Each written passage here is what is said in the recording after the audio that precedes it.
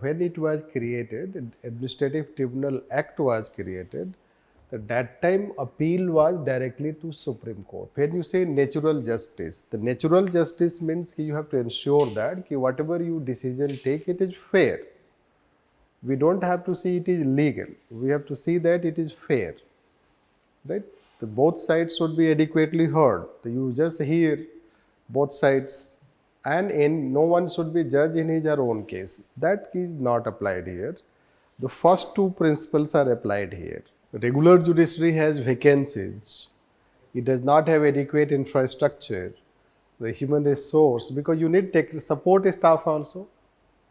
You need support staff, you need computer, you need office, you need many other basic things. Are they given those basic infrastructures? Not necessarily. So we are doing tribunals and quasi-judicial body. Yes.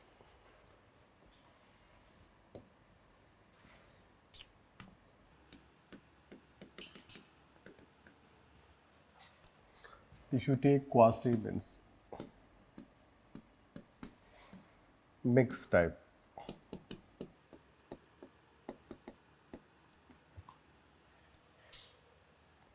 When we talk like that, it is mixed type, you can say this. Mixed type of characteristics, right, which says semi-judicial and semi-executive. Semi-executive, or you can say semi-administrative. So, this semi-judicial, semi-executive, administrative, we can consider like this. This purpose. Before, let's say that you can say members, government,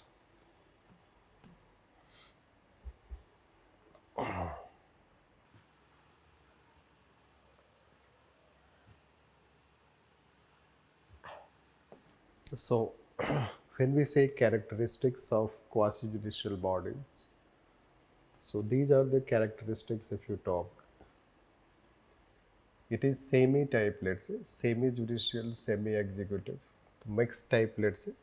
The members will be from both judiciary and government.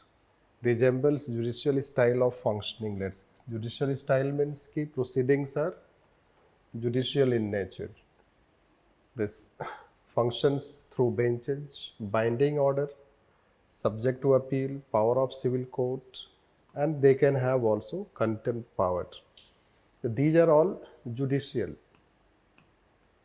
These are all judicial type, and these are all executive. That is how it has, let's say that judicial as well as executive characteristics. But it is more inclined towards judicial. This you should know that. That's why we say quasi-judicial body. It is more inclined towards judiciary rather than executive. Why?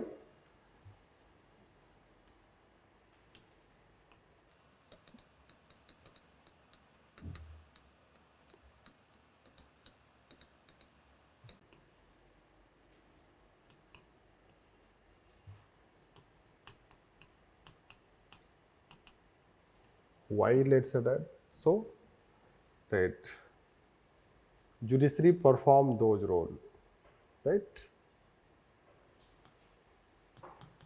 Their functions were performed by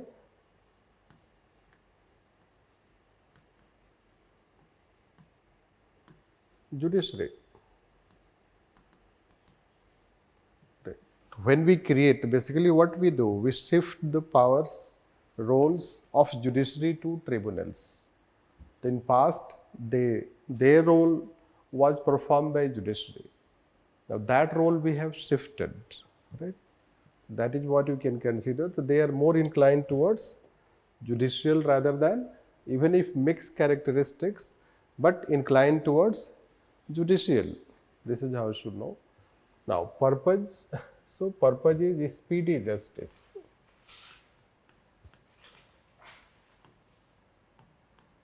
What we want?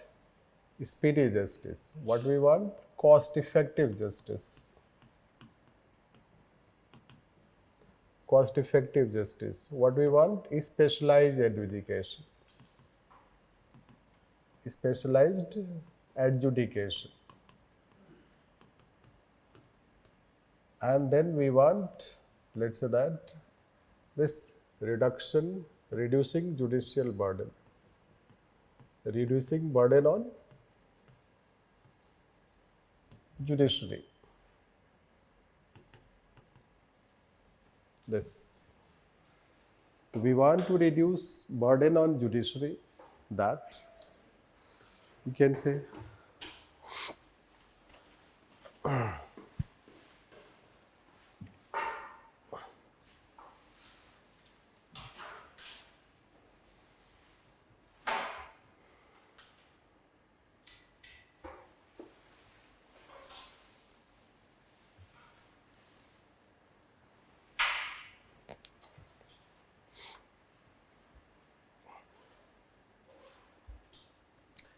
so basically these four things you should know that. So we do not only want to reduce burden, we also, even if there is less burden on judiciary, still we need tribunals.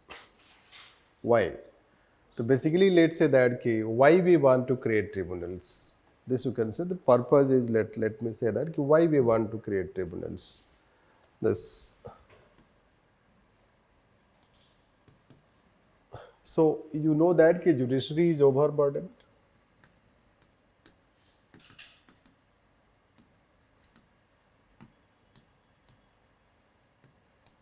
Overburdened. Let's say it has now at least 70 to 80, right, 1,000 cases, let's say that.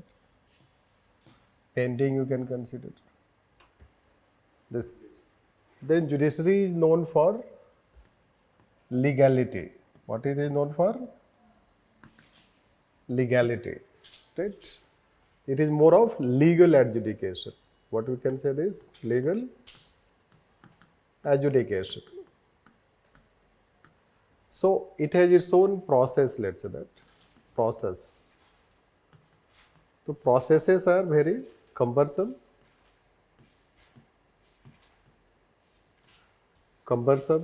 then costly, let's say that, this, and there can be delay, let's say, right. It may result into delay, right. Plus need for specialized adjudication. That point you need to understand, need for specialized adjudication.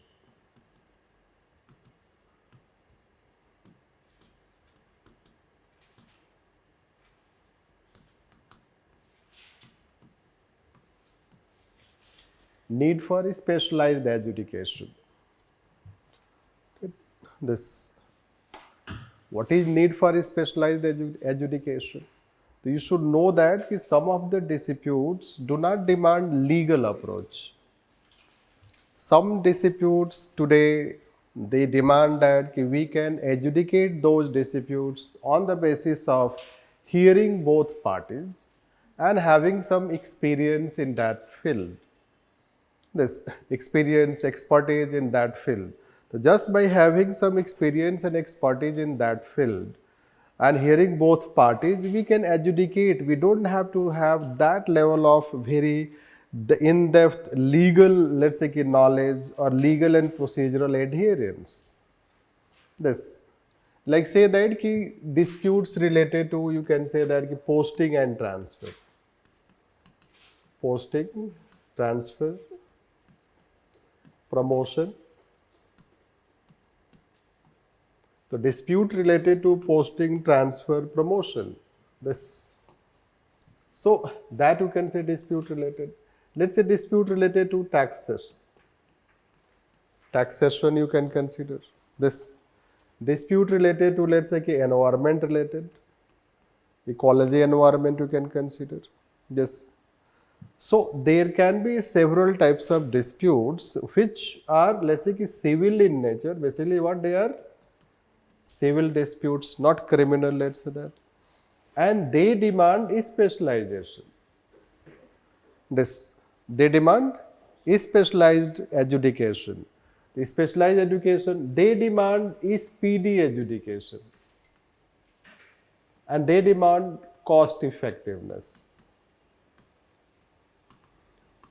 Why cost effectiveness?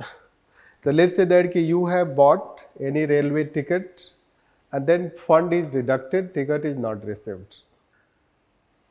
You have a grievance, where you will go? Right, and ticket charge is 500. If you go to court, only going to court will be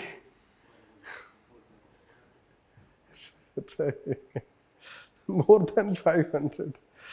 Right. So you will not go to court. Right. So basically you need any such court which is very cost effective, and by going first hearing itself it solves your problem, or second hearing itself it solves your problem. Right. This. Otherwise you will not go. The consumer interest will be affected. Same thing, let's say consumer related. The consumer related, let's say many products, service that you get as consumer, and then let's say that you are not able to get the payment you have done, the service you are not getting.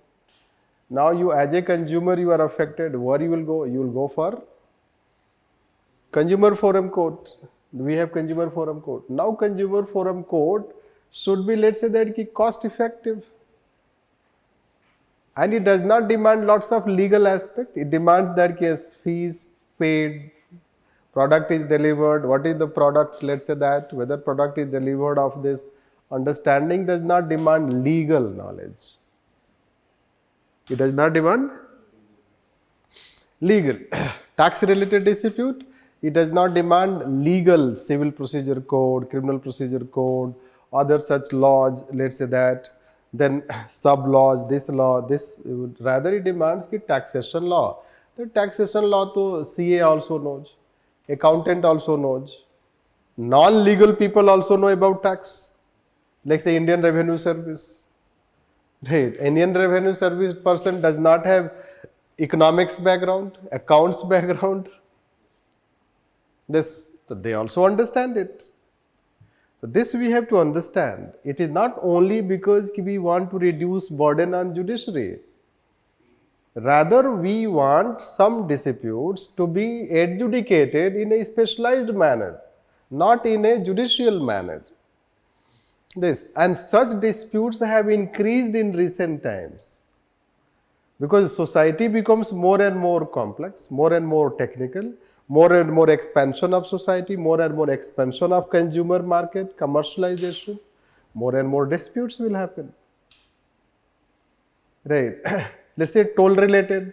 You think that the toll you have paid, this toll should not be paid, but आपसे वो toll ले लिया, आप क्या करोगे?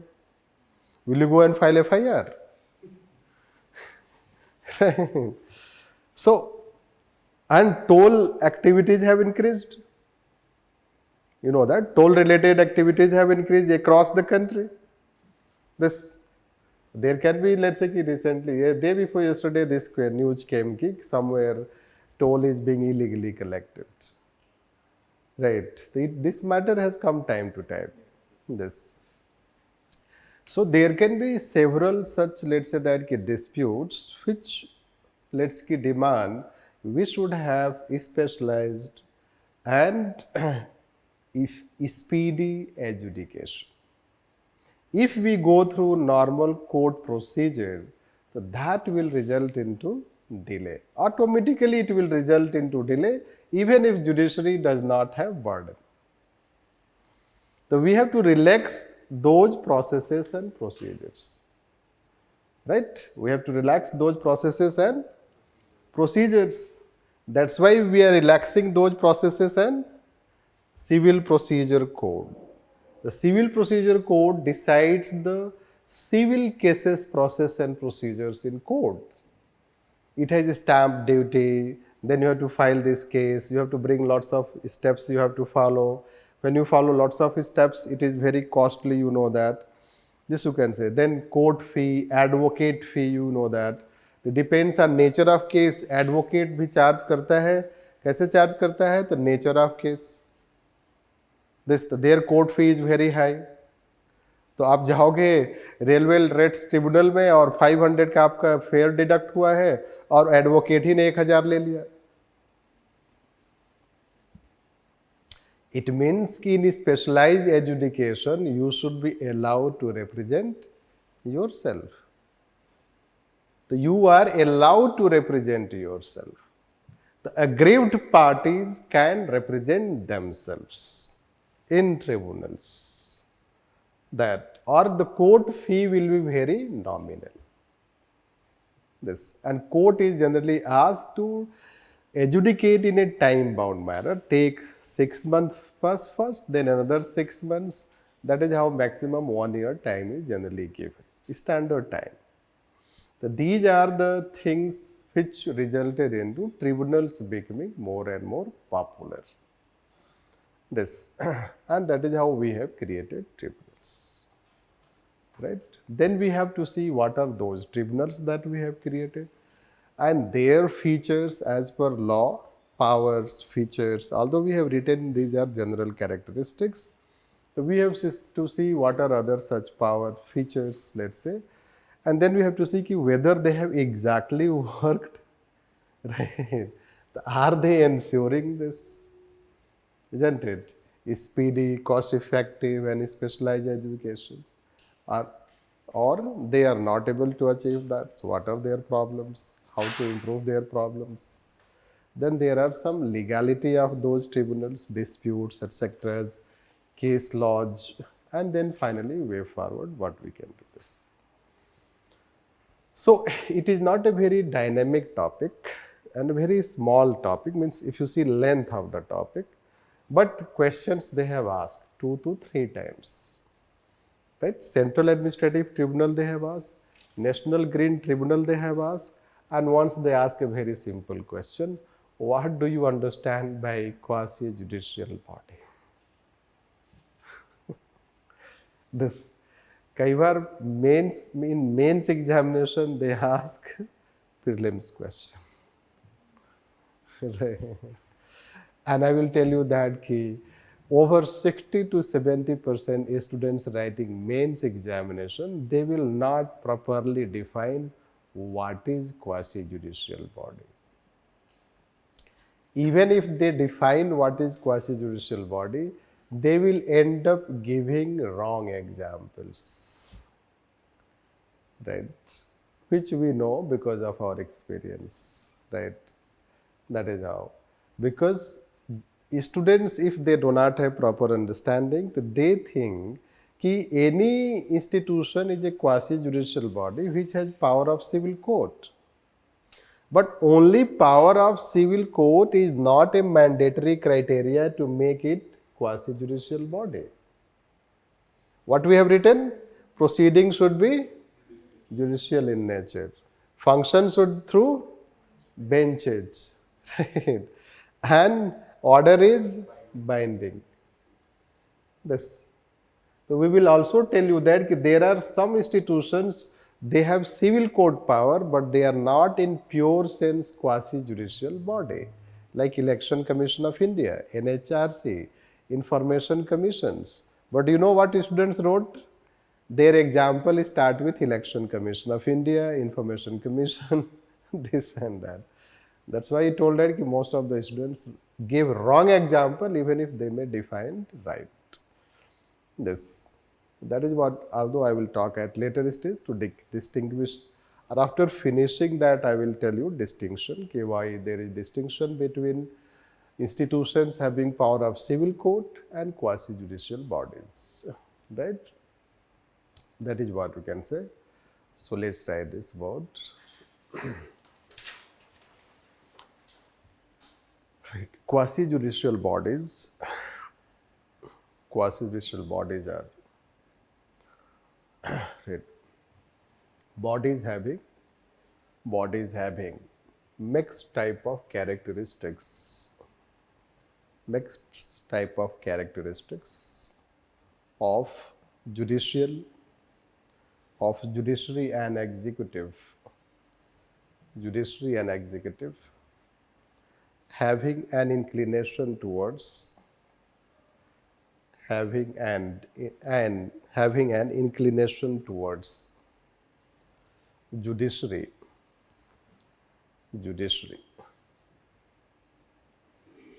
like CAT, Green National Green Tribunal, CAT,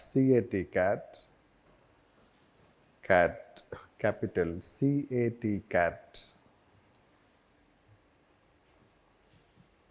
National Green Tribunal, NGT, National Company Law Tribunal, etc.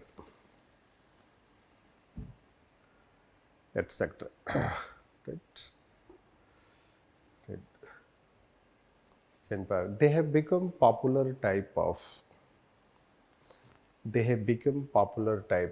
adjudication due to following factors.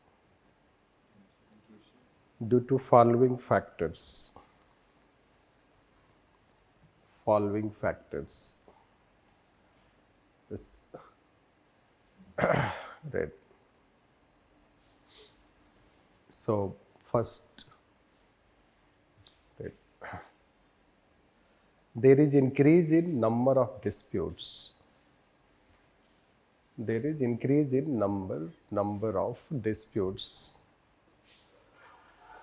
Which demand specialized education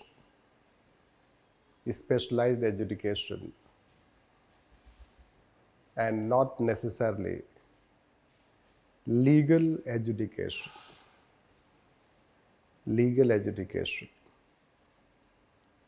Next, the process should be speedy and cost effective.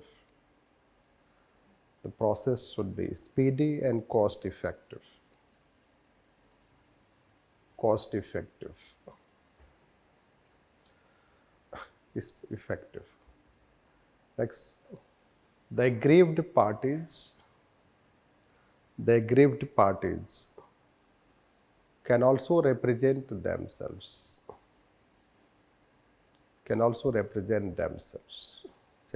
Therefore, quasi-judicial bodies have been created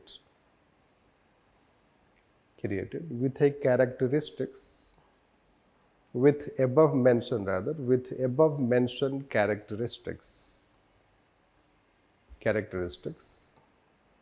which ensure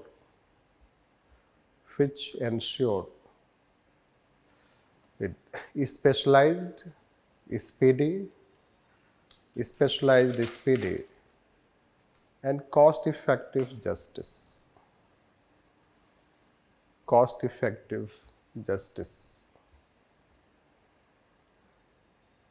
Next, tribunals in bracket quasi-judicial bodies. Quasi-judicial bodies follow first natural justice.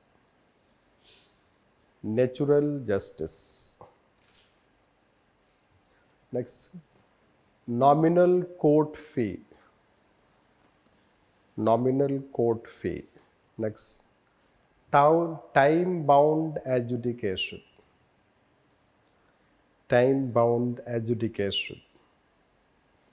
In bracket 6 plus 6 months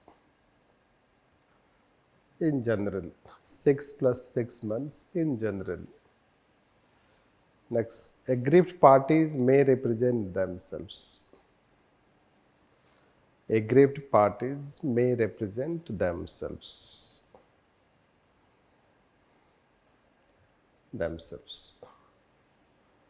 This.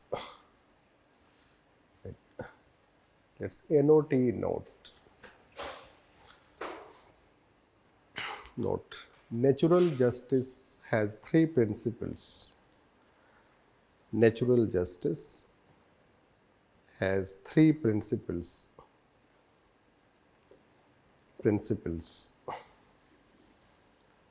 Natural justice has three principles. First, three principles.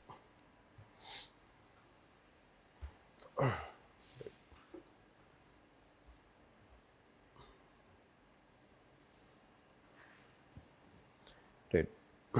Fairness, fairness in decision,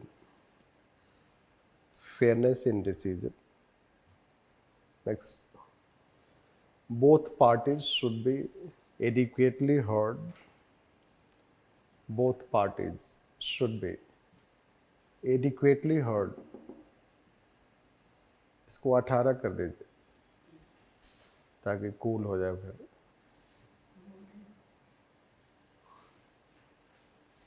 This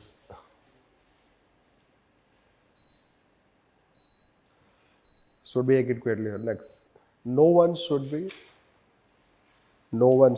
judged. No one should be judged in his her own case. No one should be judged in his her own case.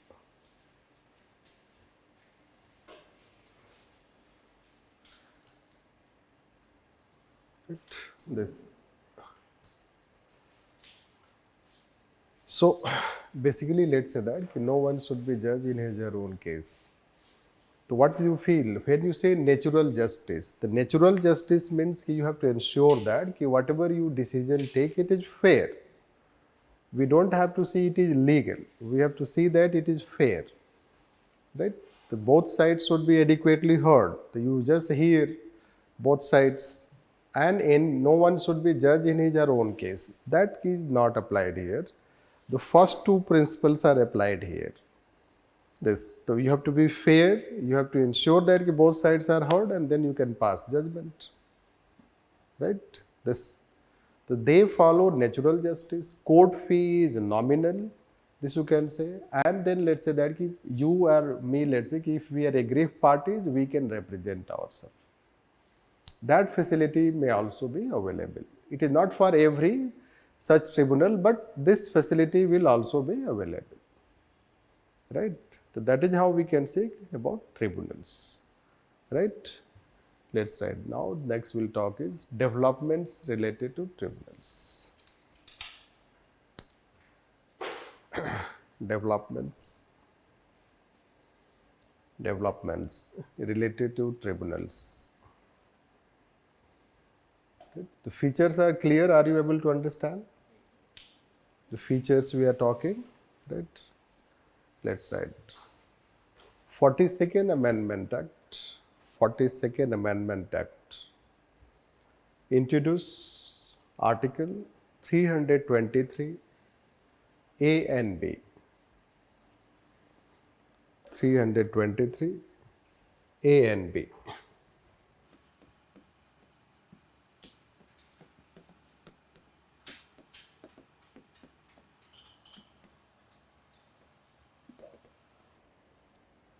Yes, Lok Adalats are also quasi-judicial bodies we can consider, but they come in the category of ADR. We say alternate dispute redressal. So basically, if you talk like, let's say that quasi-judicial bodies, the quasi-judicial bodies, since Constitution does not mention provision about quasi-judicial bodies, hence 42nd Amendment Act. That 42nd Amendment Act was introduced, and that 42nd Amendment Act resulted into creating two provisions. One provision is related to 323A, 323B. 323A is for this administrative tribunals, separate category, and all other tribunals will be covered under this provision. So basically, its role is that it provides mandate. It gives constitutional mandate. Why? Because see, you have separation of power, and judiciary is one such organ, and you are creating institutions to give judicial power to them. Right. So somehow it was believed that if you give this power without constitutional mandate, the judiciary may strike it. Judiciary may strike it. That's why this amendment was, both amendments were, the two provisions were added. So in actual practice, they are statutory bodies. Why they are statutory bodies? Because they will be created by act of parliament. Like let's say that we had 73rd, 74th Amendment Act. The 73rd, 74th Amendment Act, they created PRIs and urban local bodies. They are constitutional. But corporation is created, municipality is created by act of legislature. Right. Let's say कि Brihad Bengaluru Corporation Act, you'll find this. There is Corporation Act. They are basically statutory bodies. The same thing here happens, let's say. Even if this trick you have to have in mind, in some cases, even if there is provision in constitution, but that is not a constitutional body. It becomes a statutory body because they are created by law of the parliament rather than constitution itself. Right? This. So that is how it was added to create, and then we went on. So let's try this. Right. Although tribunals existed even before independence, but 42nd Amendment Act gave constitutional recognition. 42nd Amendment Act gave constitutional recognition to tribunals,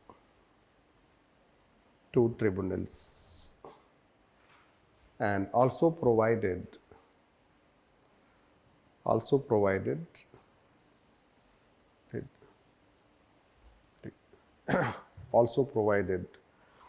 basis for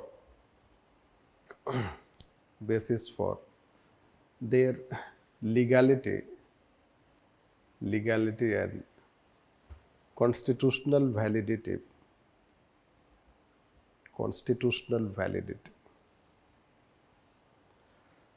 Let's write Administrative Tribunal Act 1985. Administrative Tribunal Act 1985.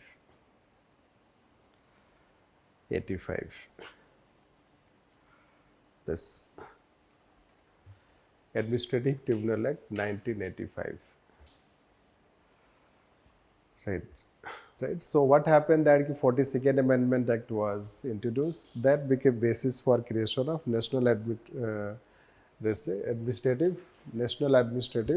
Tribunal Act or Administrative Tribunal Act 1985. So let's write this. This law provided basis for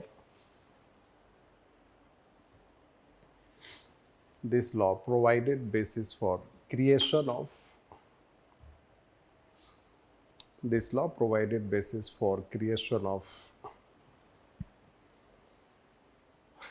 Central Administrative Tribunal,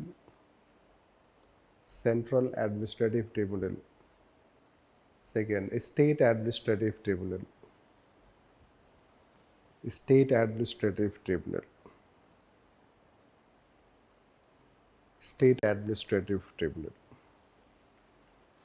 Let's write subheading about CAT and SAT.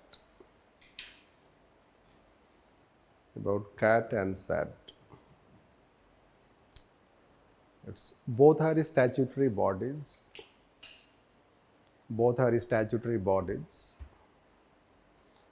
And they were created in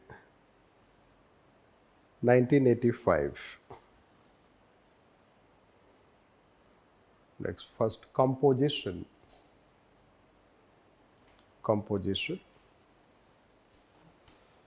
CAT is a multi-member body.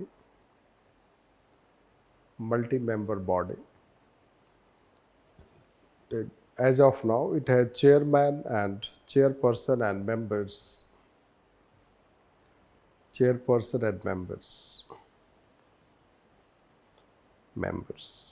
Next, tenure.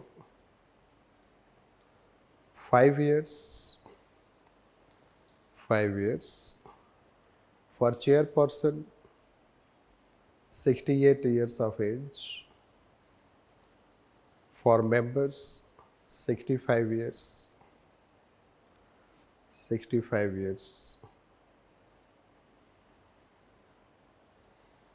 Next, members members qualification,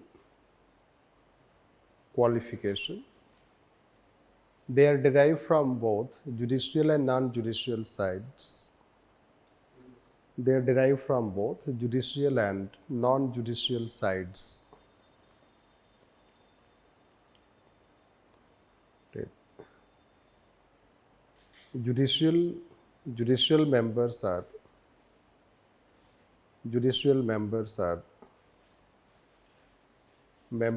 first chairperson. Right. Judicial members are first chairperson.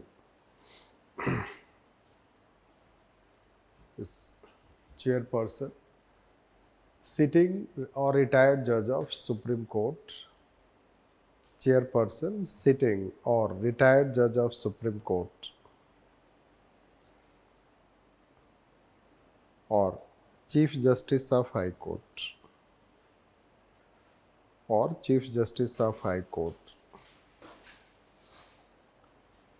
Members sitting or retired judges of high courts.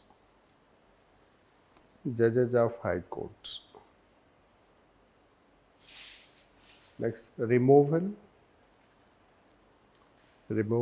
Grounds of removal have been defined.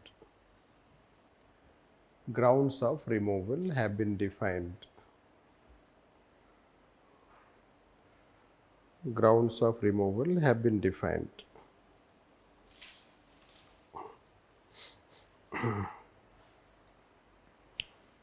This grounds of removal have been defined. This, right. And removal is done by President.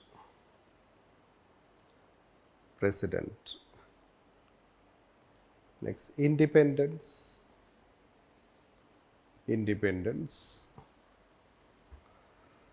They enjoy the conditions of independence.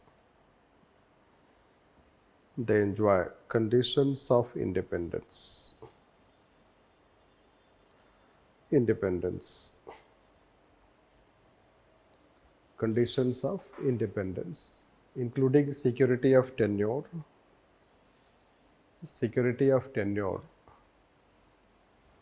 and removal.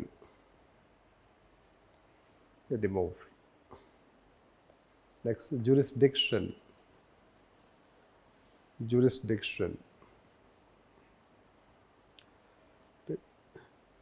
They deal with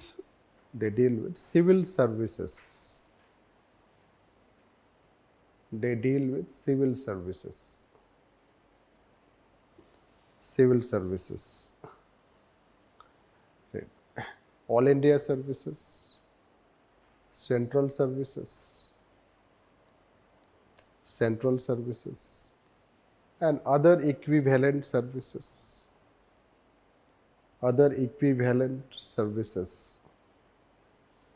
In terms of their service conditions,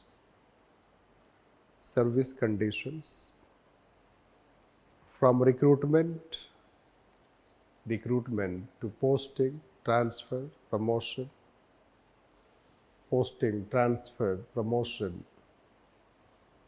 etc. Its powers. They enjoy powers of quasi-judicial bodies.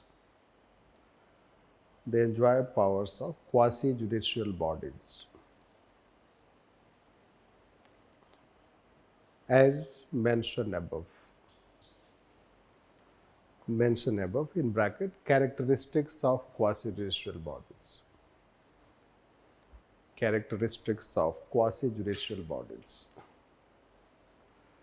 Right?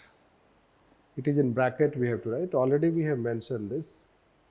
We are saying that already mentioned. Already we have given the characteristics, so we don't have to write again and again. Whenever you write on any such, let's say, tribunal question, so you take these characteristics because that will remain common to all. You take any quasi-judicial body or tribunal, their characteristics will remain same.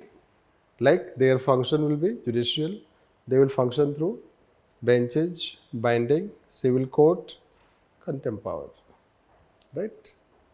The cat also has similar powers, right?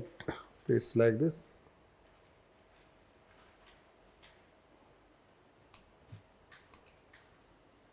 This.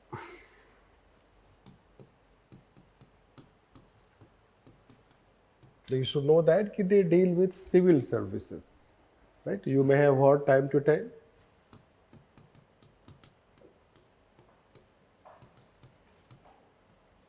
Civil services related. The civil services related, let's say Puja Khedkar case आपने सुना होगा.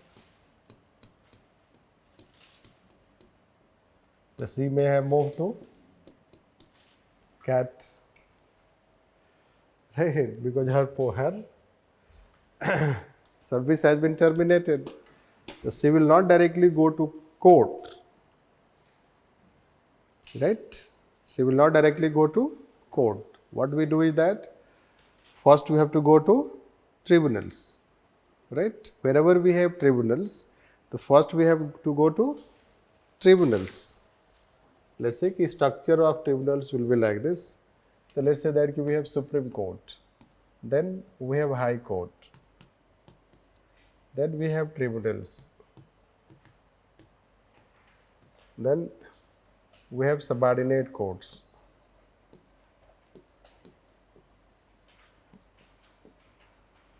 and then we have also tribunals. तो local level पे भी tribunals हो सकते हैं, right? Let's say कि we have consumer forum courts. There are also consumer forum courts. So they are at local level also available.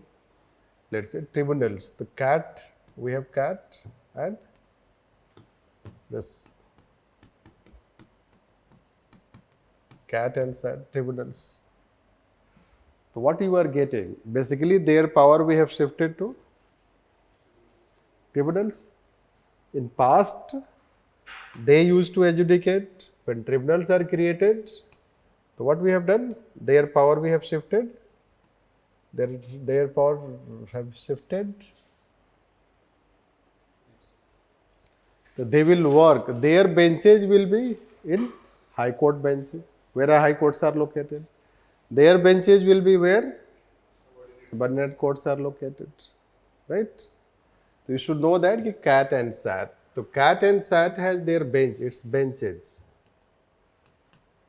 Benches located, right, at high courts. वो high courts के ही प्रीबाइस में उनके bench होते हैं. This like say कि 19 benches हैं इसके. Cat के बेंच कितने हैं? 19 benches.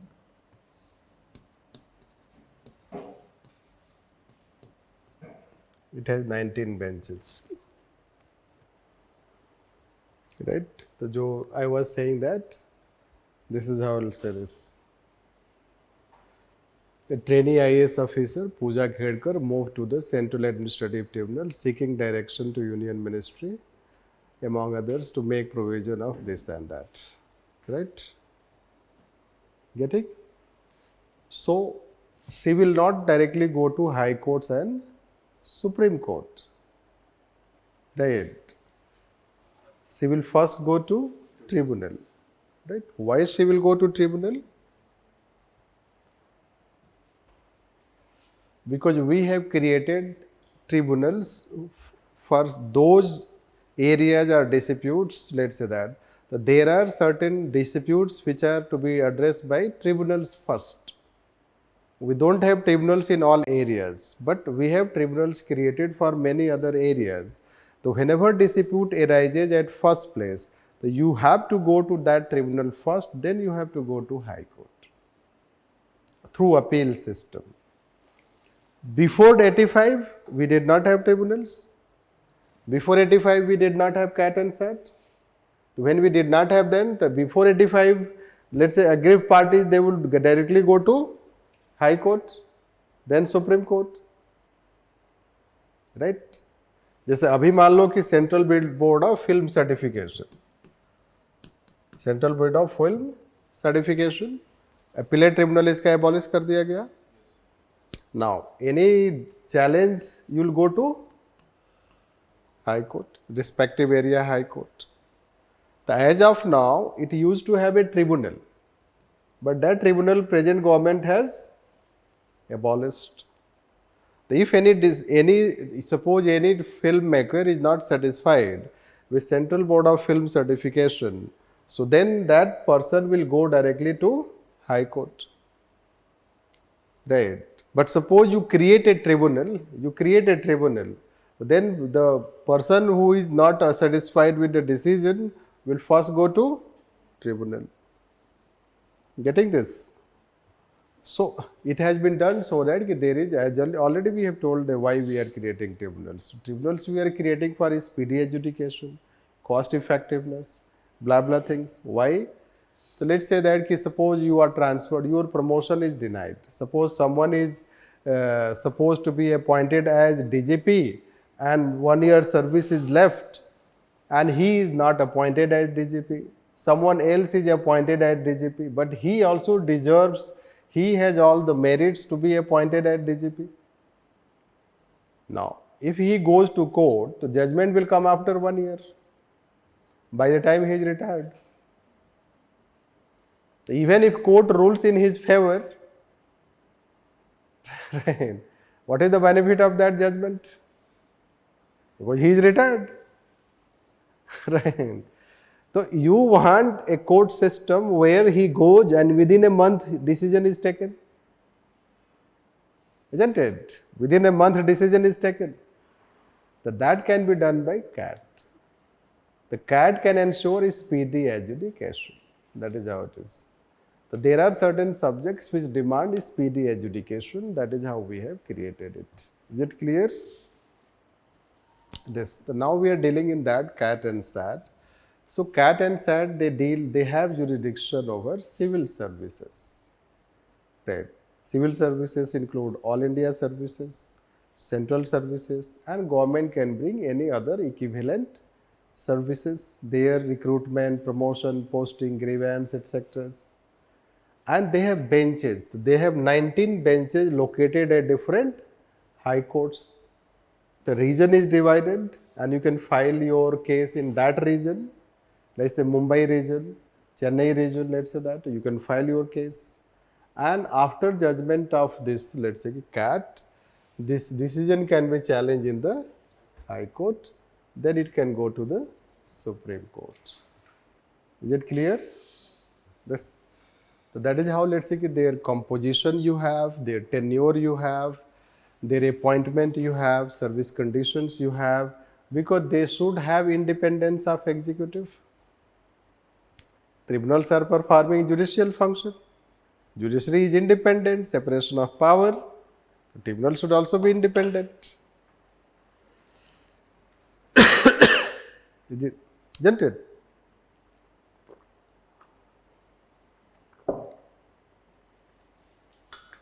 Can we say that? Right. So let's try this about.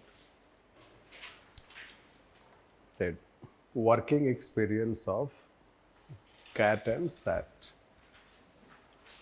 Working experience of CAT and SAT. Let's first, when CAT and SAT were created,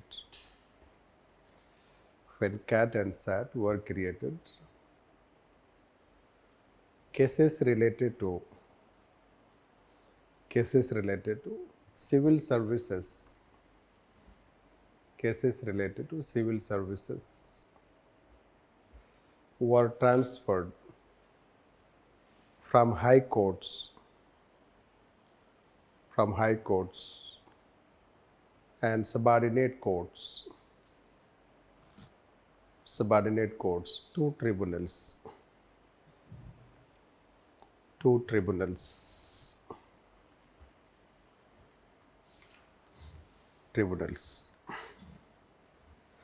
Next, since 1985 to 2022,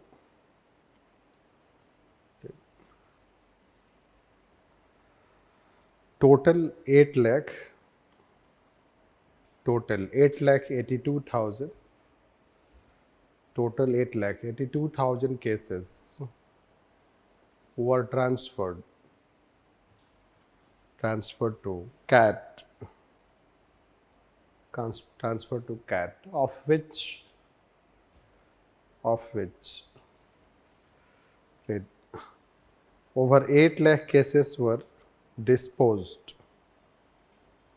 8 lakh cases were disposed.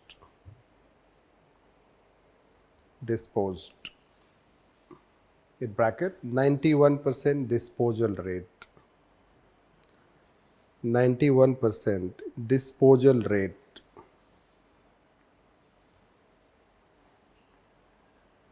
Disposal rate. This. It has given some important judgments. It has given some important judgments related to promotion, posting and transfers. Promotion, posting and transfers. And has helped in redressal of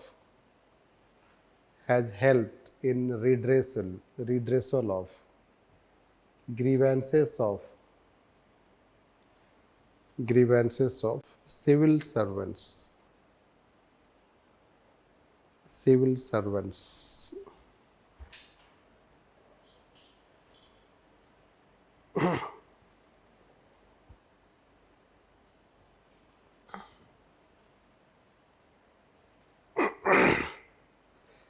Right.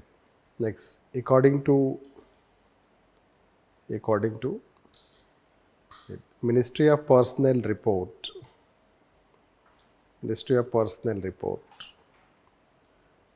49% cases were decided in favor of petitioners.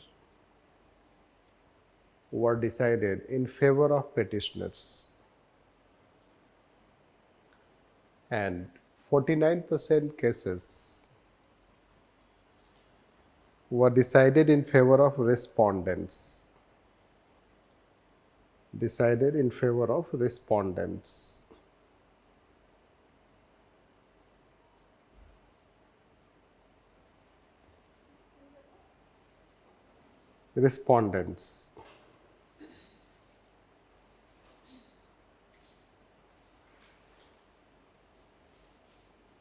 Right. It took average 1 to 2 years. In disposal of cases.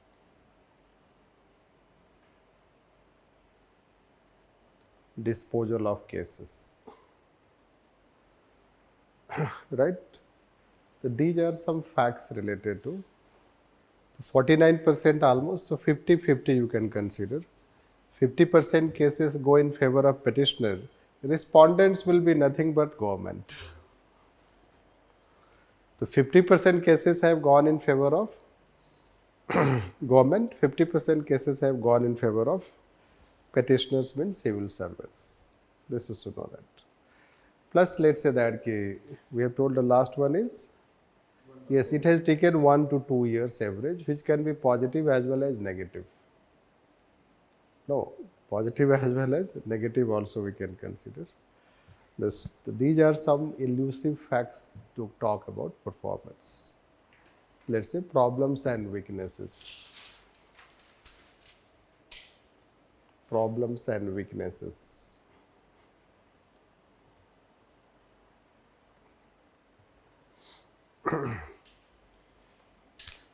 Right. This, in general, let's say, in general, tribunals face following three major problems.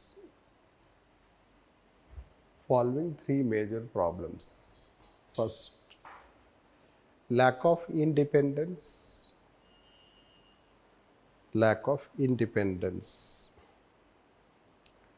Right? Second, Right. Inadequate institutional capacity. Inadequate institutional capacity. Next, inefficiency and delay. Inefficiency and delay in adjudication of cases. Inefficiency and delay in adjudication of cases. This other problems are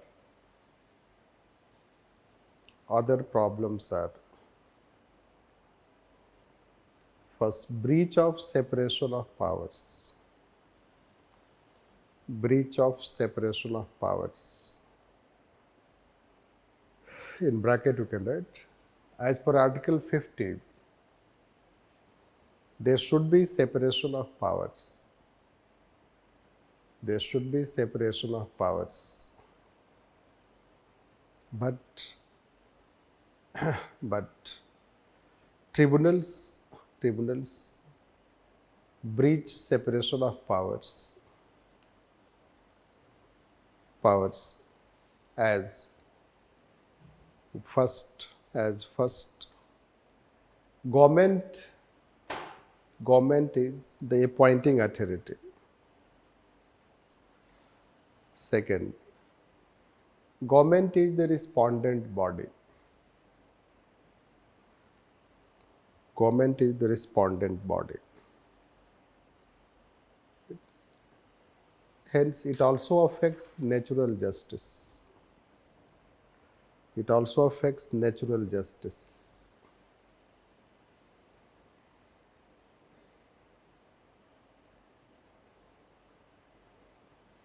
Right? So, let's say that ki tribunals. To tribunals, first 3 points we will talk separately. Right? We are talking less important. Separation of power. So, when we say separation of power, so separation of power is, you know that ki separation of power means ki there should be judicial and executive power should be separated. But we have told you the mixed characteristics. You can find that ki there is mixed characteristics. Mixed characteristics, you can say that ki you have executive also.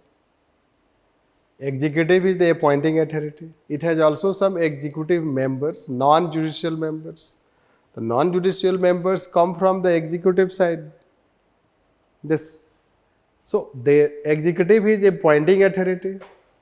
Executive is also a petitioner.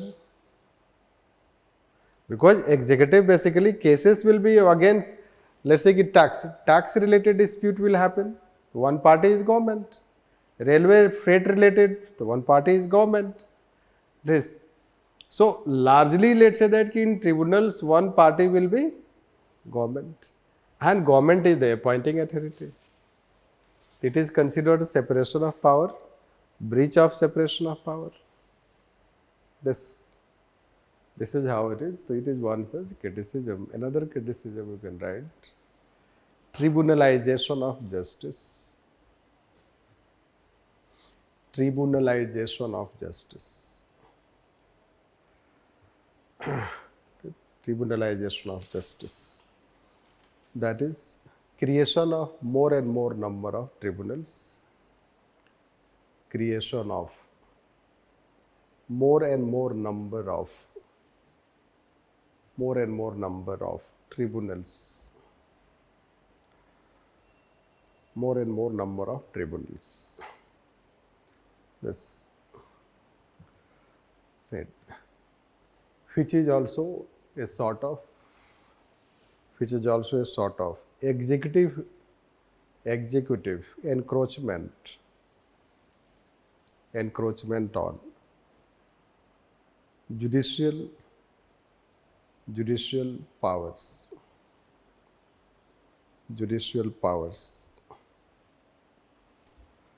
Right. This next, tribunals are supposed to give speedy justice. Tribunals are supposed to give speedy justice, but they are led by oldest members. Tribunals are supposed to give speedy justice, but they are led by oldest members. Right. ये भी एक paradox है, let's say that कि they are supposed to give speedy justice 3 months, 6 months, and you have persons of 68 years age, किसी किसी में तो 70 years age है. Right. The person who is in 70 years, right. So let's say they will, generally I sarcastically speak, right. So they will, let's say that instead of giving judgment, redressing your grievance, they will share their grievance. Right. Because those who are aged that age, so they don't have anyone to talk. This, like old people, you know that old people have habit. If you are, let's say, passing by and any old person comes, let's say that, and you start talking, he is not going to finish, right? He'll keep talking like this. Because generally they do not have people to talk. Right? This, family members are busy, occupied in their own life. Right?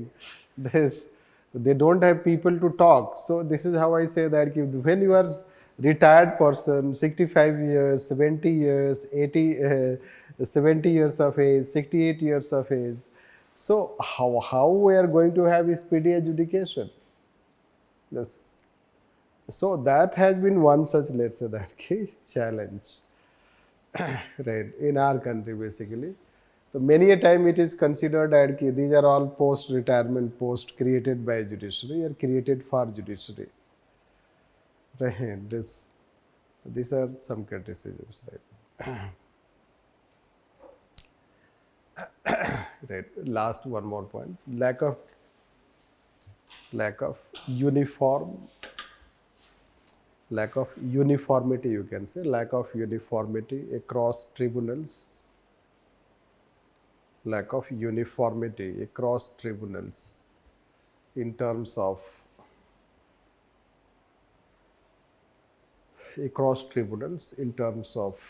service conditions, tenure, retirement,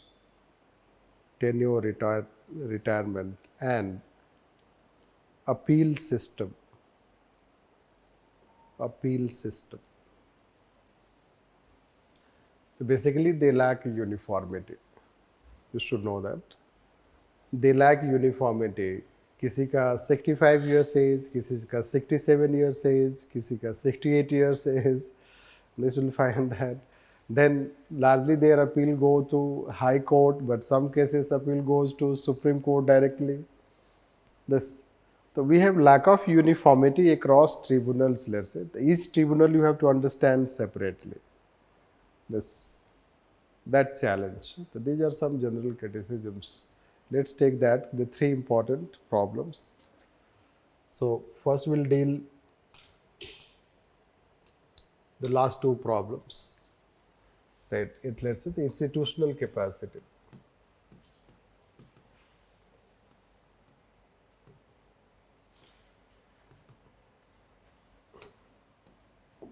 Institutional capacity, let's say that poor infrastructure.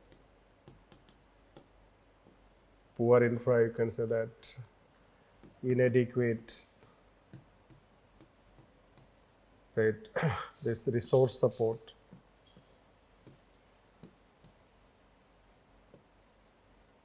Right, including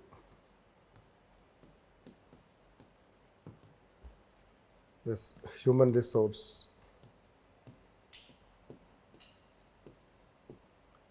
Then there will be vacancies.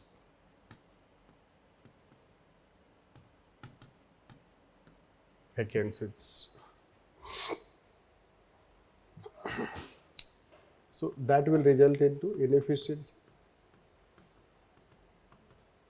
and delay. Like CAT takes 1 to 2 years. Right. Although it is supposed to give, right, adjudication within 6 months.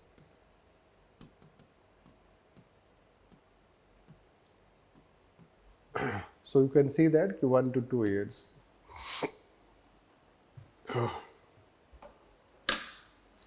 So when regular judiciary has its capacity problem, so what about tribunals?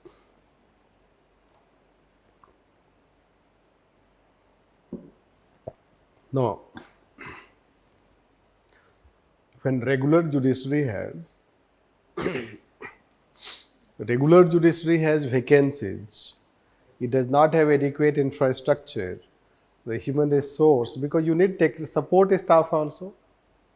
You need support staff, you need computer, you need office, you need many other basic things. Are they given those basic infrastructures? Not necessarily. Yes. So they will lack those basic infrastructure, including human resource support, and then infrastructure, physical aspect, you can say. In fact, regular courts have poor physical infrastructure. Right. One rain happen and then court is in. Right. Right. You'll find this. Right. The court will come on that water. Most of the courts, I don't know why they have court premise where the water logging areas. This. So that we can consider plus vacancies. So they will not be able to, let's say, give that.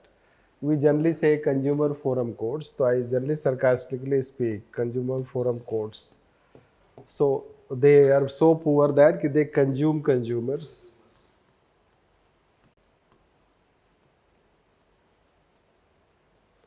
They consume consumers. This. तो इसीलिए कोई consumer जाएगा नहीं जल्दी, right? Because they are so inefficient, especially at local level, not at national level. At national level, they can be good, right? Recently, you know that they have penalized coaching institutions also. Over 30, 40 coaching institutions have been penalized, right? Fortunately, we are not part of that. Right. I think 3 or 4 institutions, let's say, they are not. Otherwise, almost all coaching institutions, they have penalized 3 lakh, 4 lakh, 1 lakh, this like this. So this, let's say that the national level it can be, but then whether they are effective, whether they can enforce, ये तो national level है, वो भी coaching का है तो news में आ गया. Right. What about local level, district level? So that is how a challenge you can consider. Why? Because we have told you that they are located at the court premise, and court itself has poor infrastructure. So how they can have better infrastructure? Yes, so that is a problem. The next problem we have told is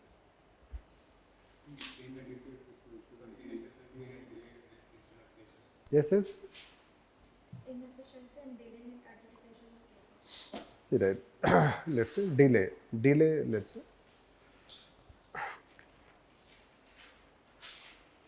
Right. Delay happens due to complex process and procedures. Complex process and procedures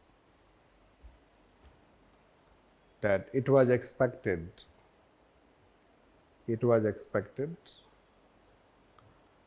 that they would not follow civil procedure code. They will not follow civil procedure code.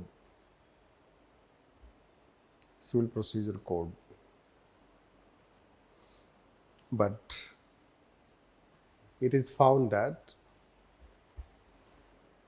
their style of functioning has become similar to.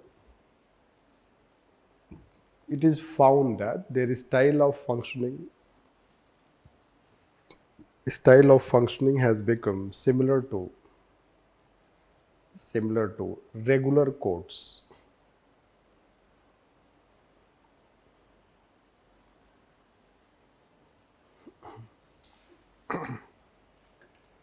Similar to regular courts.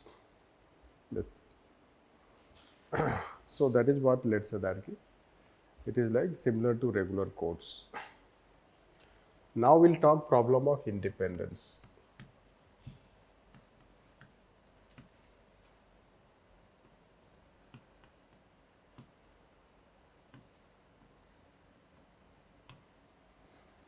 This problem of independence. It has become an important problem of tribunals, which has also resulted into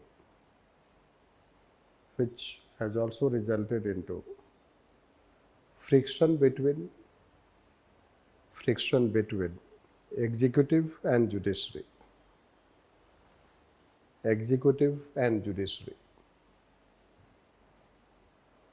The problem happens due to following factors.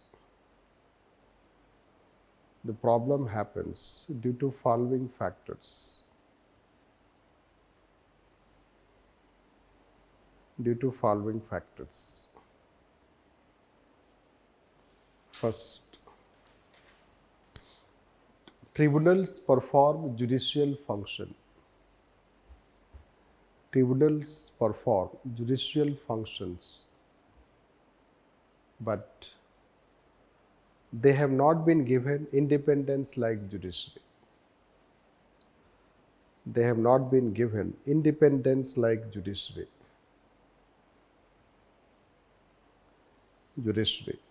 Second,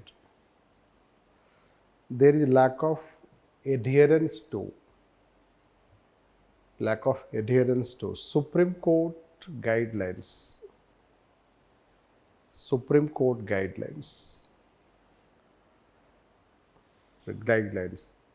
on appointment process.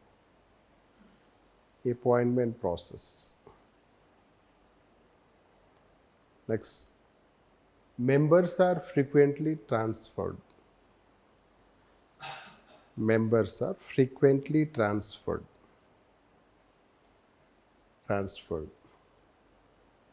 Next, executive members have been allowed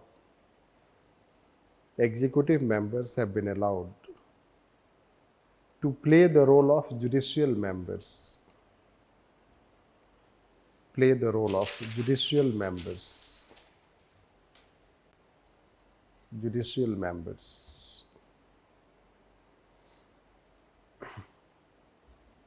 Right? Basically, what is happening? Try to understand. So, let's say that we have told that tribunals. So, what do you do tribunals? Tribunals are basically nothing but they have been given, if tribunals are not there, the High Court will perform their role. And High Court is quite an independent institution. Let's say Central Board of Film Certification. So now Central Board of Film Certification tribunal has been abolished. So a petitioner will go to High Court. So let's see, High Court and tribunal. If you compare both, the High Court is relatively more independent than tribunal. Because there is a transparency in appointment process, removal process, transfer process. But in case of tribunals, there is opaqueness. Right, opaqueness in terms of qualifications are not clearly defined. What are the technical members? Who are non-judicial members? Judicial member you have defined. High Court judge, Supreme Court judge, let's say that. And suppose that ki tribunal mein vacancies hai. A tribunal has 5 members. And let's say that ki 3 members should be judicial, 2 members should be non-judicial.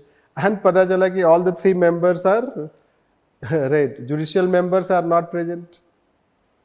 Only non-judicial members are present. So they are performing judicial function. Right. That is how Supreme Court has objected. And you can do it deliberately. Because non-judicial members, you have more control. Because you appoint judicial members, you appoint as per selection committee in consultation with Supreme Court. Right? This is how it happens. So let's say that. Let's take that ki tribunals. The tribunals have, let's say, ki members, let's say. We have members. इनका members जो होते हैं, तो members you have judicial and non-judicial. Now, judicial members are appointed, right, by President in consultation with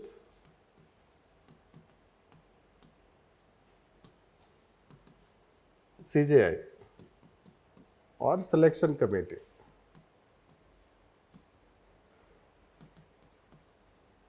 But non-judicial members will be appointed by President. Consultation is not needed.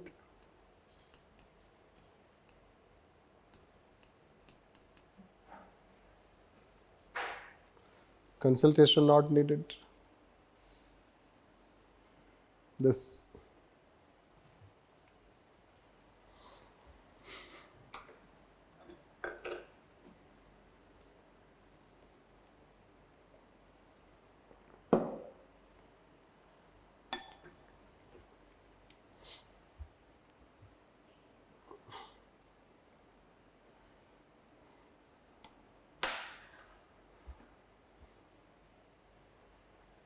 So it is not necessary to consult.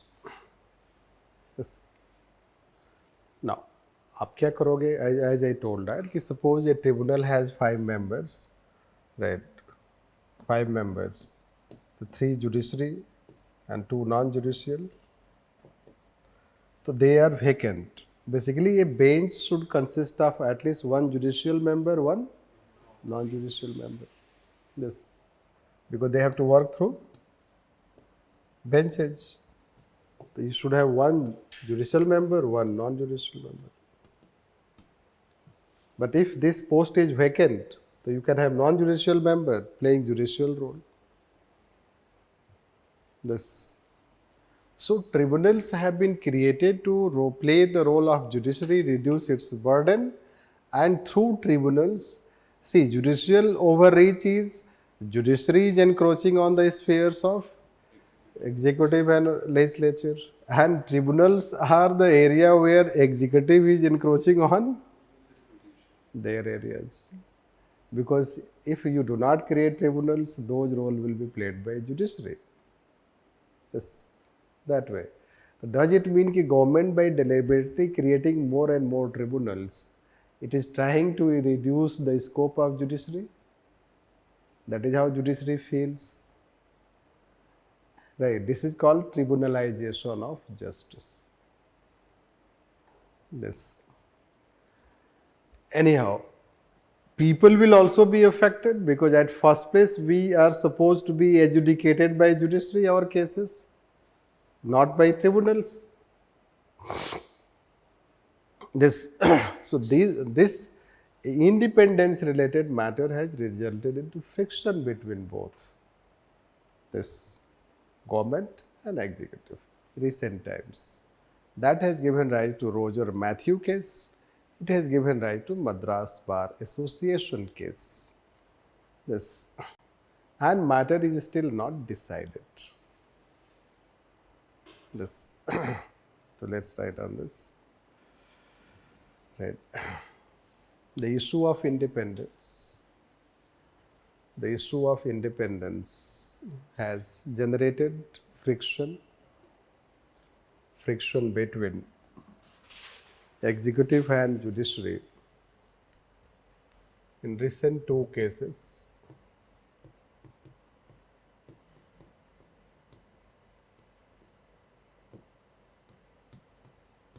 Roger Matthew case and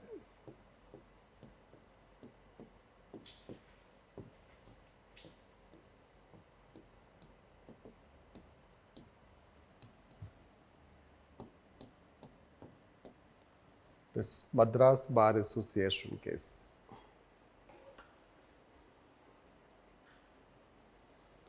Bar Association case.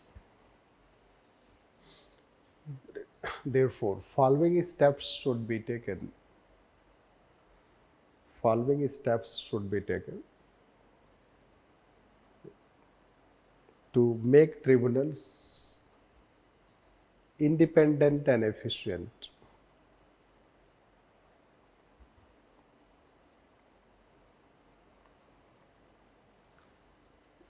We will tell you separately about these cases.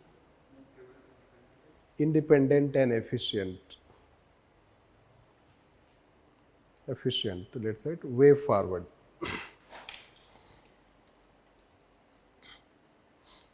Way forward. First, restructuring of tribunals should be done wherever it is possible. Restructuring of tribunals should be done wherever it is possible.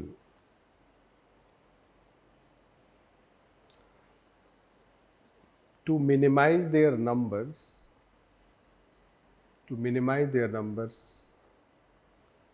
and improve efficiency. Improve efficiency. Efficiency. In bracket, you can write Parliamentary Standing Committee 2015. Parliamentary Standing Committee 2015. This next. There should be National Tribunal Commission. National Tribunal Commission to look after independent functioning of tribunals. Independent functioning of tribunals. In bracket, you can write Supreme Court in Madras Bar Association. Supreme Court in Madras Bar Association case 2021. Next, there should be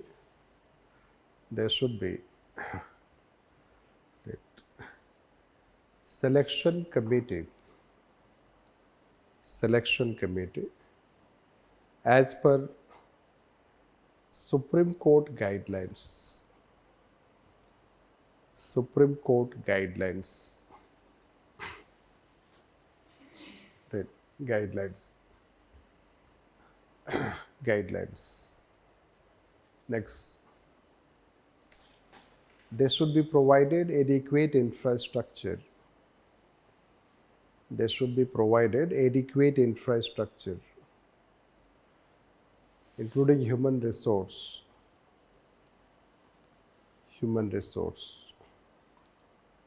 Next, uniformity among tribunals. Uniformity among tribunals in terms of tenure, service conditions, and appeal system.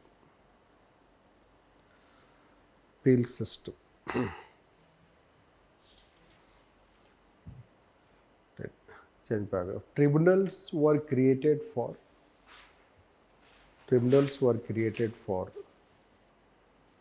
not only reducing burden on judiciary. Tribunals were created for not only reducing burden on judiciary, but also speedy and cost-effective adjudication. Speedy and cost-effective adjudication. Hence, it is important to ensure their independence and efficient functioning, which also strengthen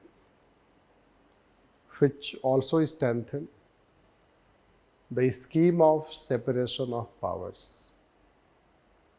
Which also strengthens the scheme of separation of powers.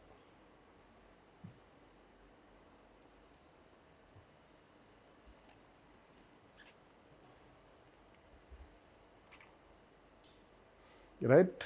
That is, in a way, let's say, just to summarize the topic. when we talk like this. Now we'll take some sectoral issues, right, related to tribunals. Right? So we'll take, let's one by one, we'll take this tribunals and case laws. Basically, there are two cases. L. Chandra Kumar. I think I started writing double S. So we expect question, let's say today or tomorrow. Questions are expected on this. This is how we expect question.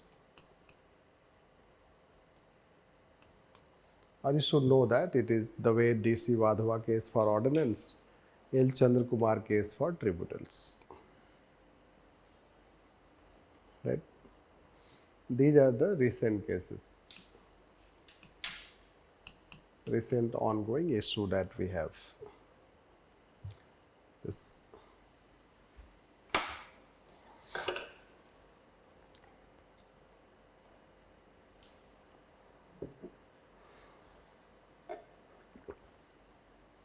So let's take what is that case.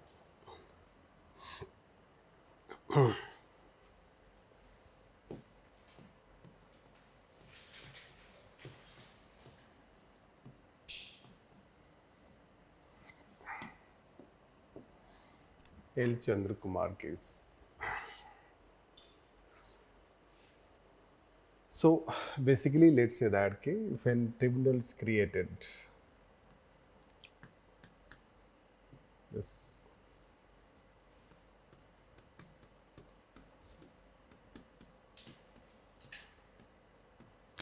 in 1985, it was challenged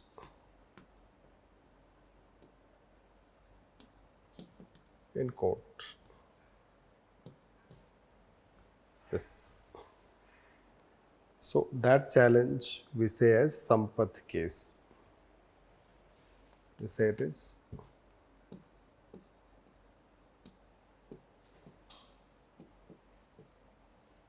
Sampath case. This challenge was that whether tribunals' constitutionality was challenged. Are they constitutional? Are they alternative system of adjudication? This what was challenge in court. So let's say that Sampath case made tribunals constitutionally valid.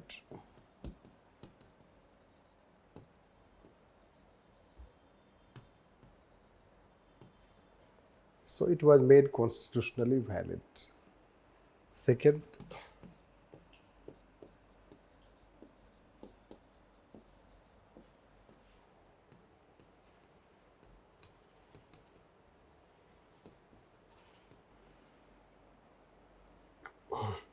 right. So it was challenged in court. Try to understand when tribunals were created, that whether tribunals could be created. Are they constitutional? Because you know that the tribunals take away judicial powers. This. And when CAT and SAT, that time they were created, the appeal was directly in Supreme Court. Appeal was directly in Supreme Court, not in High Court. So this is called substitute. The tribunals were substitute to High Court. It was justified. They were considered substitute. They are also alternative to High Court. This. So basically, Sampath case, court went in favor of government and it validated, right? But then comes L. Chandra Kumar case, right? This.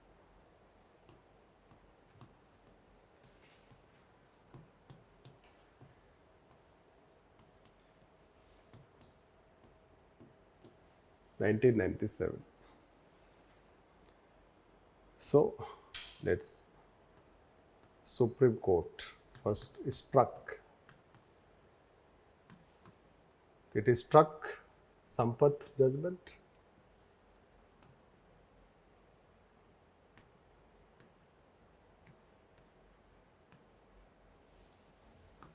It struck Sampath judgment. Right? This means what it will say? Tribunals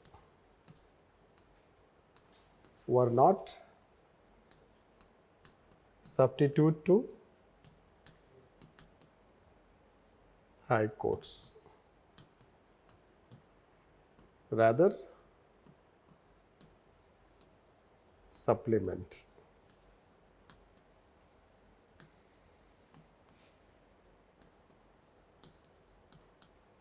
Rather supplement to high courts.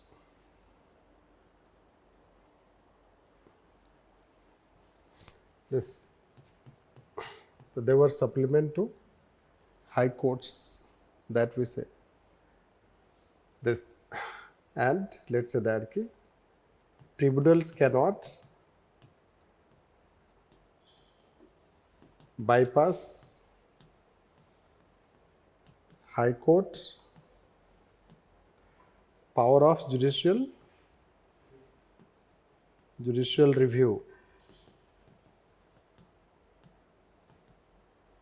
as it is basic structure. So when they cannot bypass power of judicial review of high court, so what will happen? First appeal will lie before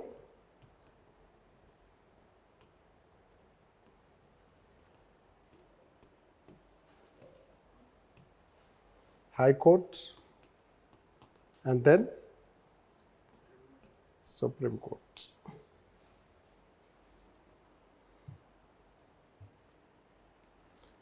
So we are dealing some now technical matters, you should know that. We are dealing some technical matters.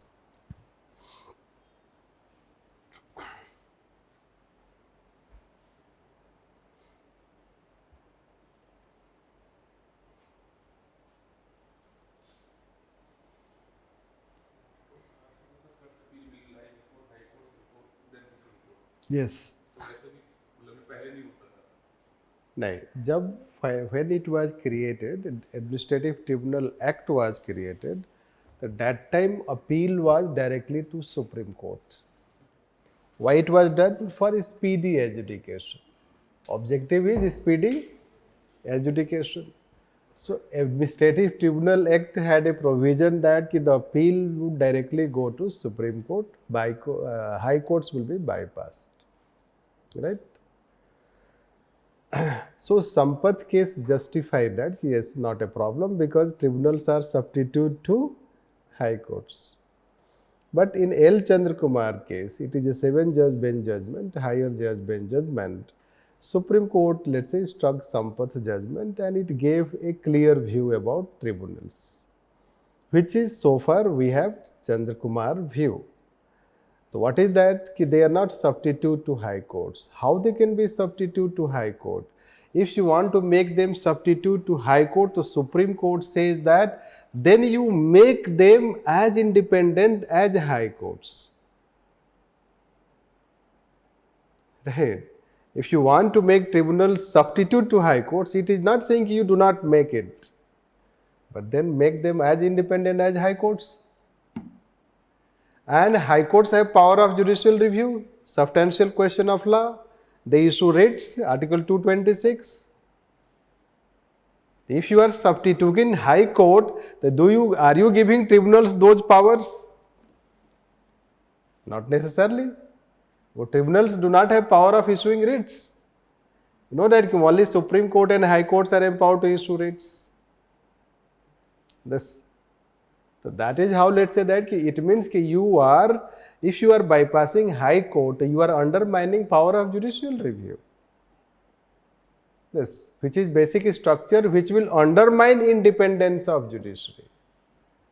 And that is how, on that rationale, it said first appeal would go to high court and then it go to Supreme Court. The technical point is tribunals are not substitute to high courts. Tribunals are not alternative to High Court. Tribunals are not alternative system of adjudication. Tribunals are supplement system of adjudication. That's why there is difference between ADR and tribunals. ADR is alternative dispute redressal system, the alternative to judicial system. Tribunals are not alternative to judicial system. Tribunals are supplement to judicial system. Right. So that's why someone asked like say कि लोक अदालत, the लोक अदालत will not be considered in pure sense quasi-judicial bodies. You should know that they will be considered more as ADR, although the nature is also quasi-judicial type because they represent both, let's say, mixed characteristics. But we consider them alternative. Why? Because there is no appeal system. Lok Adalat order is final. Family court order is final. This arbitration conciliation order is final. Although indirectly appeal आपको कुछ कहीं ना कहीं से हो सकता है, but they are ADR, alternative. But tribunals are not alternative. They are subordinate to high courts. Substitute of high courts they are not. Yes, दोनों सिविल मैटर में डील करते हैं. लोक अदालत कंपाउंडेबल ऑफेंस को डील करता है, कुछ कुछ क्रिमिनल केसेस को डील करता है जो बहुत ही स्मॉल नेचर होता है. Right, this that is how we have to understand. Is it clear? This is technical point for your prelims, for your mains also. This so this is what L Chandra Kumar judgment. अब इसके बाद there were two developments. One development, some people argued कि if tribunals appeal go to first High Court, then to Supreme Court, it will result into delay. Therefore, the judgment defeats the purpose of creation of tribunals. So there is a defense to that. We'll talk what is the defense. Second point is, should we review this judgment? That is our. So should Supreme Court review this judgment? That is okay for speedy, let's say, adjudication. Right? Like say कि कहीं किसी some cases we say कि there should be review, revisit. Shankal Chand case, High Court transferred. So should Shankal Chand case we should revisit? Right? So that way we can consider we do not need to revisit. Rather, tribunals can be made more efficient if you address their infrastructural problems, vacancies problems, right, independence problems. If you address those problems, they will be efficient, even if appeal goes to High Court. Why? The justice delayed is justice denied. Justice hurried is justice buried. That also is true. So we have to have balance between both. That is how the story of L. Chandra Kumar judgment, right? So this is what we have to write. So let's write on this. Right. L. Chandra Kumar judgment. L. Chandra Kumar judgment gave clarity about nature and role of tribunals. Nature and role of tribunals. Tribunals. That first, they are not substitute to high courts. They are not substitute to high courts or alternative to high courts. Alternative to high courts. Rather, they are supplement to high courts. Supplement to high courts. Second, if they are supposed to work as substitute,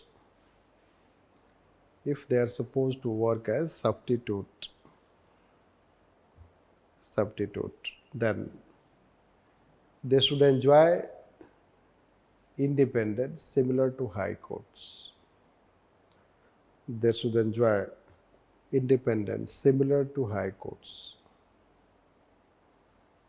High courts.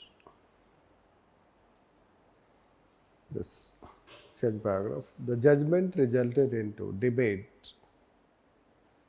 The judgment resulted into debate that whether it defeated the very rationale of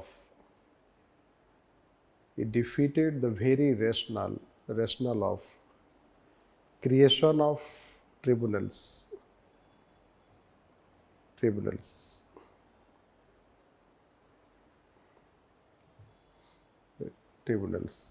Cons of judgment. First, when appeal goes to High Court, then Supreme Court. When appeal goes to High Court, then Supreme Court. There will be delay in adjudication. Next, some states requested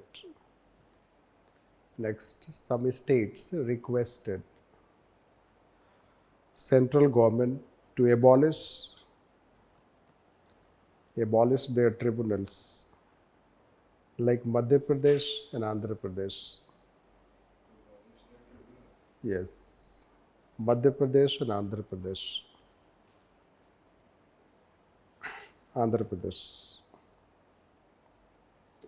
Next, pros of judgment.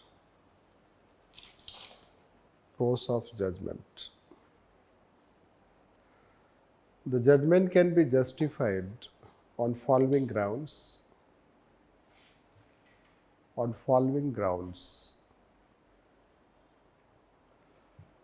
First, if justice delayed is justice denied. If justice delayed is justice denied.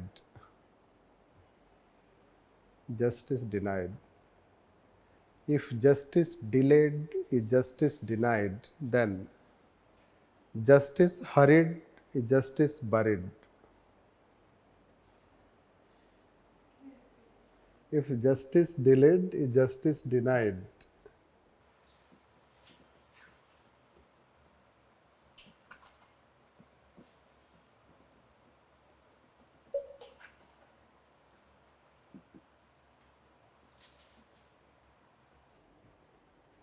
I think BU single.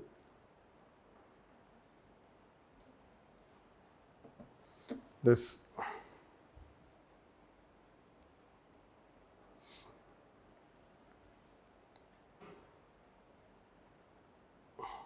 is it correct? Anyhow, let's read next point.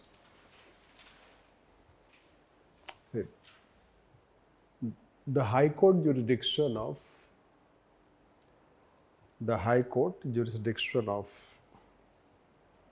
judicial review under Article 226 cannot be bypassed.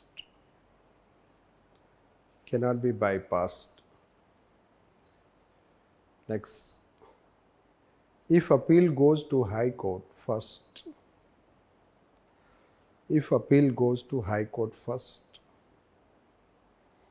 then Supreme Court, it reduces burden on Supreme Court.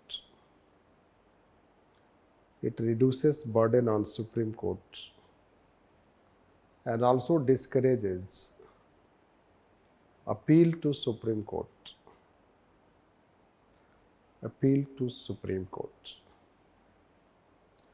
And therefore, L. Chandra Kumar judgment appeal to Supreme Court. Therefore, L. Chandra Kumar judgment can be considered important from the perspective of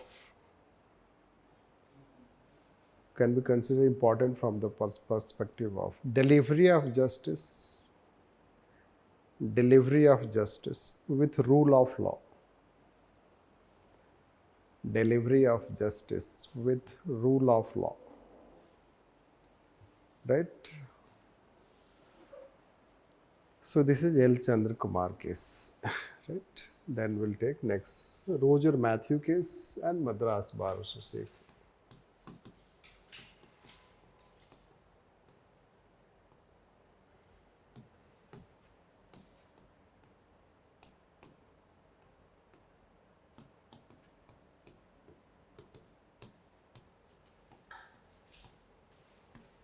Yes, Roger Matthew case and Madras Bar Association case.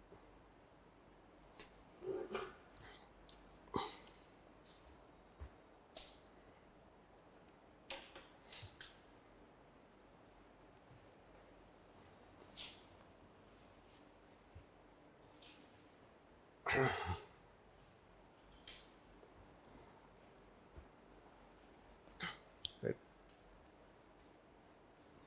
The context of the case is related to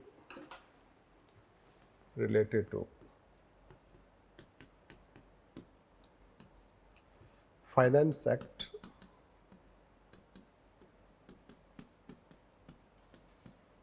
2017, right, which included provision for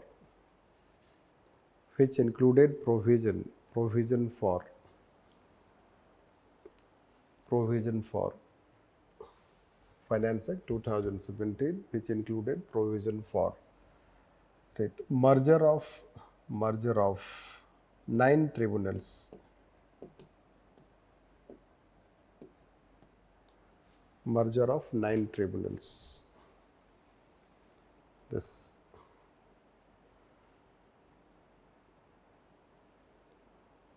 Since it was related to judicial powers, it was challenged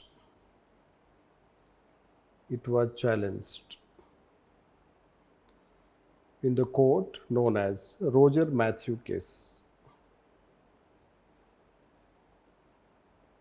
Roger Matthew case.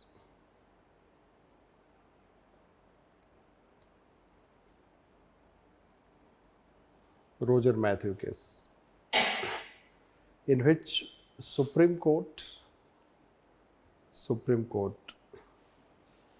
struck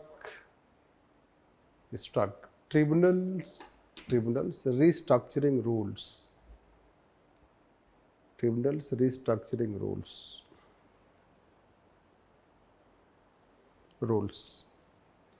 Change paragraph. Government introduced then ordinance,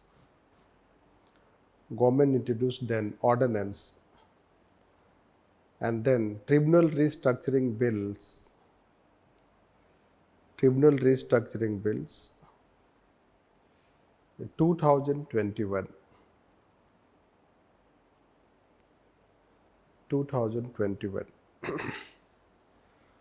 Right. Government expected that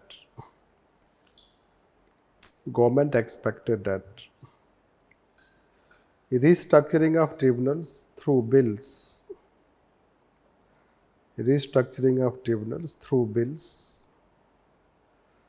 would save law.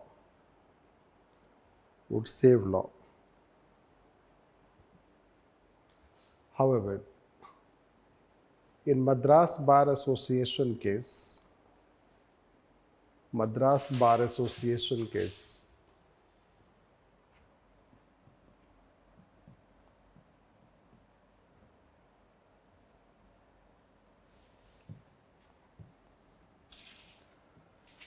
it was also struck by Supreme Court.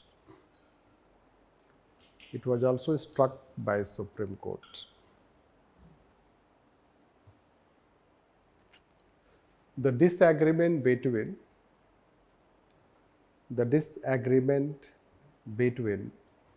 government and judiciary is on following points. Is on following points.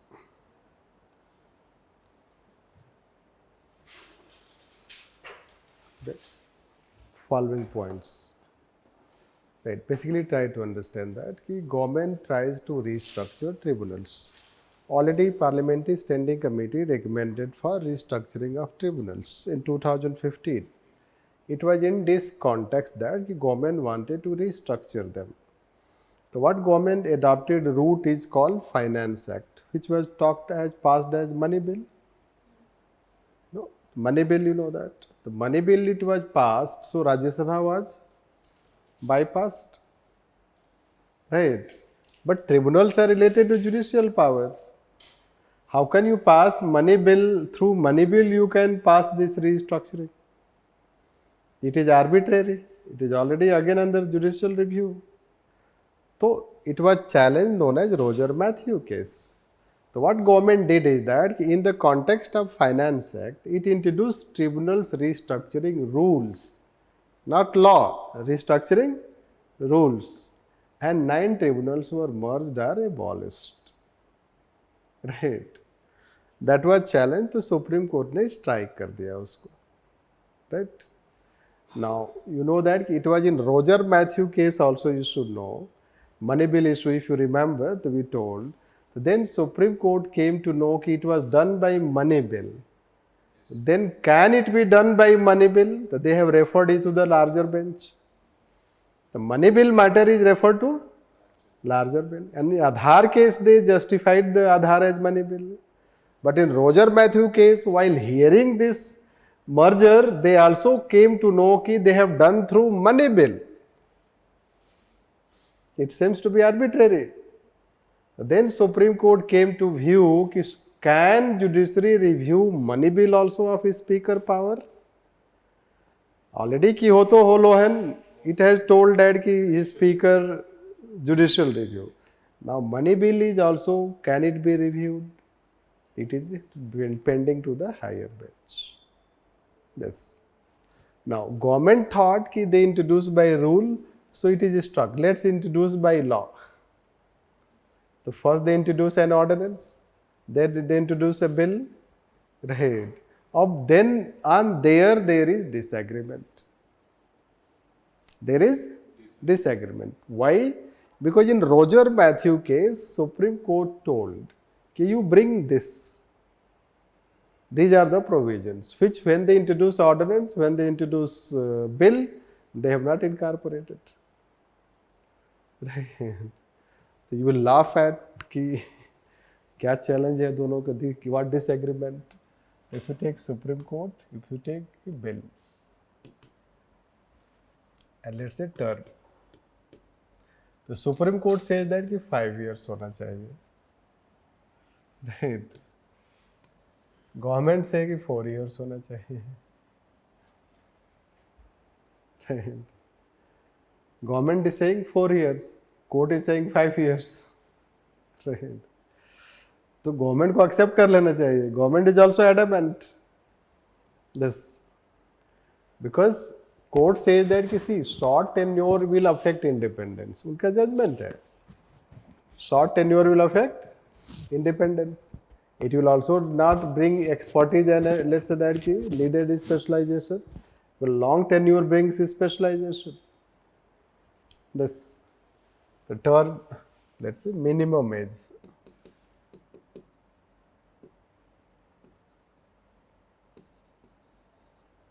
No minimum age.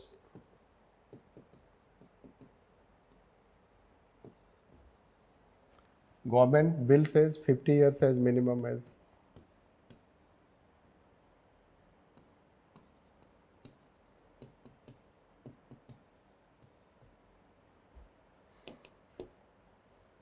Minimum age 50 years as minimum age. This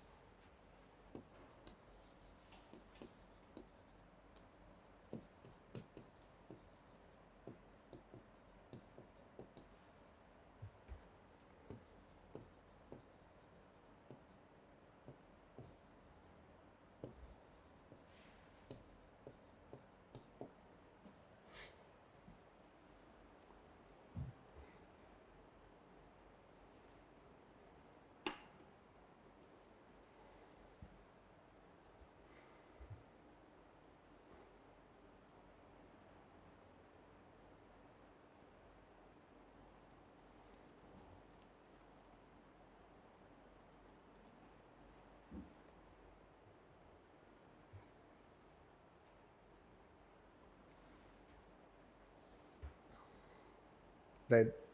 Basically, Supreme Court is trying to protect independence. Government wants to have discretions, flexibility. So it was on this case Ramanna told to court, to government, if you do not want to run tribunals, shut them. Right? बहुत ही गुस्सा में बोला उन्होंने, अगर आप tribunal नहीं run करना चाहते हो तो बंद कर दो. If you don't want to run tribunals, shut them. But if you want to run them with independence. Yes. Then bill is struck. Now development. No development. So 2015 to 2025, we started restructuring. We are still in process of restructuring. The reforms take such a huge time. This you should know that. And there should not be so much of tussle. Now you can say why judiciary is meddling, let's say. Yes, you can tell why judiciary is meddling. But let's say that you have to have also independence of the institutions. This, otherwise you know what will happen. I don't want to tell it, but there is, let's say that all institutions are getting, you know what they are getting. This agreement you have, तो government should not have accept करने में से minimum age अगर 50 years होगा, you know that, तो it will result into, let's say that कि challenge in appointment. Rather, competence should be the criteria. Serving in government should be the criteria. Why age should be the criteria? The government can have its own. It is not as important point as, let's say, this. As this. Because when two names are suggested, there will be discretion. It will affect independence. So let's write few lines for that. The tussle is for independence of tribunals on the one hand, and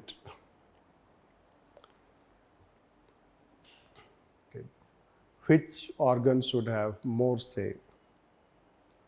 Which organ should have more say?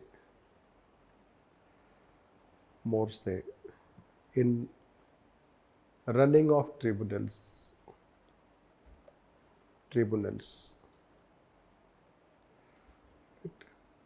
Nevertheless, first there should be restructuring. There should be restructuring without compromising their independence. Without compromising their independence. Second, they should be standardized. Second, they should be standardized and uniform tenure service conditions of tribunals. And next, last, the government should create National Tribunal Commission.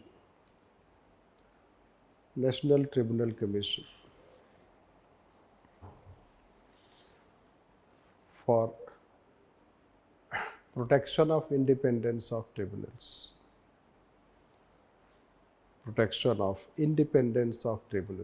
For protection of independence of tribunals. Right? So this is what we can say about tribunals related things. So this one class, let's say, generally takes to talk all these things about tribunals, various aspects when we talk. So this much is enough to write on tribunal in general, case lodge, and SAT, quasi-judicial bodies. That is what it is, right?